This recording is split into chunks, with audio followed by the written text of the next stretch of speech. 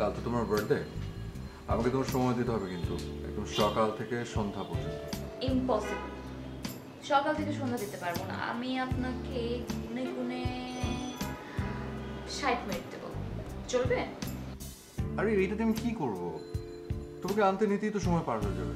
শোনেন, 1 ঘন্টা কিন্তু অনেক কিছু হয়। আমরা কোথাও গিয়ে ঘুরতে পারি, ছোট একটা কেক কাটতে পারি, বেলুন কিনতে পারি, ফুল কিনতে পারি, অনেক কিছুই তো হয়। আর বাবা না, কালকে তো শুধু তোমার বার্থডে না, কালকে আমার নিজের একটা সুখবর আছে। তো প্লিজ কালকে দিনটা নষ্ট করো না, আমাকে আমাকে তোমার সময় দিতেই হবে প্লিজ। ওকে ওকে, ডান। এবার আমাকে বলেন আপনি কখন আমাকে পিক করবেন। আগে আমাকে তুমি করে বলো, তারপর আমি তোমাকে বলবো যে আমি তোমাকে পিক করবো কোত্থেকে। ওকে, বলো।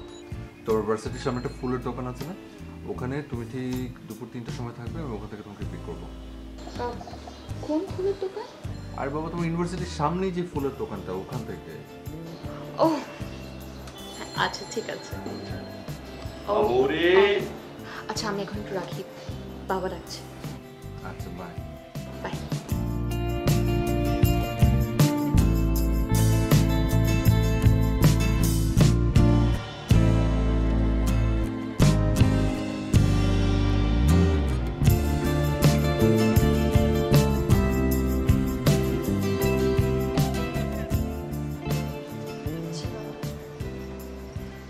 বস, আর একটু সময় দে না আমাকে। বলো।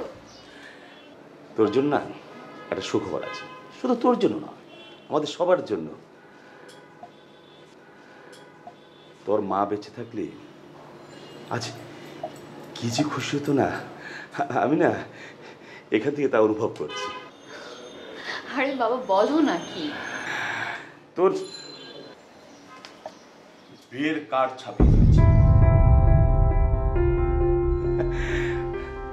দেখ তো কেমন হয়েছে। বিয়ের কার্ড মানে বাবা? আরে তুই তো সবকিছু জানিস, জীবিত থাকতে তোর মাই তো ঠিক করে গেছে। আর তোর পারু খারাপ ছেলে, আর ওই যে আমেরিকা থাকে রোহান। কিন্তু বাবা, আমি তো কখনো এই বিয়েতে রাজি ছিলাম না। আর তুমি কার্ড ছাপাচ্ছ, সবকিছু ফাইনাল করছো আমাকে না বলে।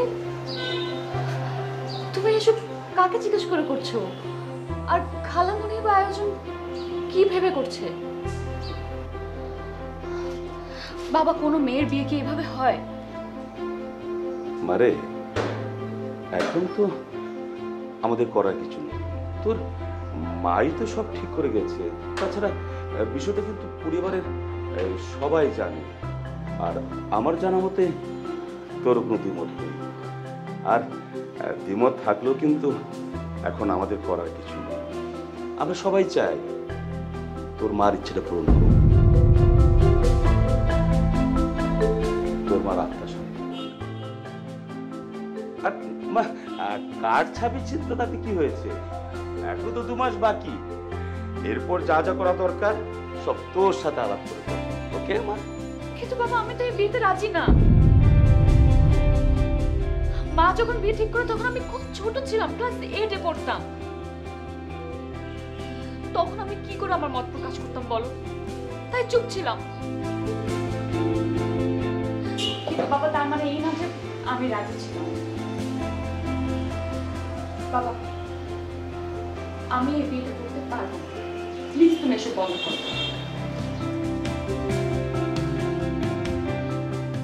বাবা, তুমি কি আমার কথা শুনছো?